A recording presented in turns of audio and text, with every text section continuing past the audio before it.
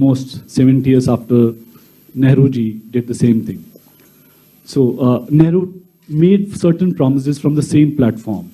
Today, when you are unfurling the flag, most of the promises have been broken. So when you look at those promises made to people of Kashmir and where Kashmir stands today, does it pain you?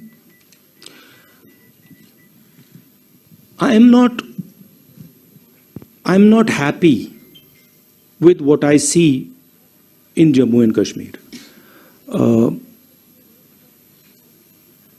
In fact,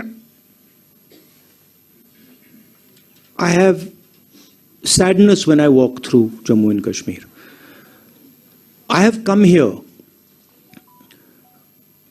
When I was walking, when I first entered Jammu, a strange idea came into my mind, which was that in some ways, my family descended from Jammu and Kashmir and went to Allahabad. And in some strange way, I was making the reverse journey that my ancestors made. So I felt in a way that I was going home, and that was a very powerful feeling I had. I think I have affection towards the people of Jammu and Kashmir. And I come here with open heart.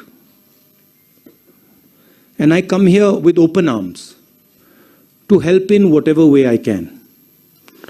And I was humbled by the reception that we got in Jammu, in Kashmir. I think a love and affection, and this I've realized in my life, that love and affection and listening is a very, very powerful force.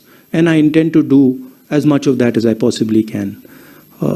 I don't want to go into sort of commenting on the historical aspect of it. I want to look forward, and I come here with an open mind, and I come here with affection.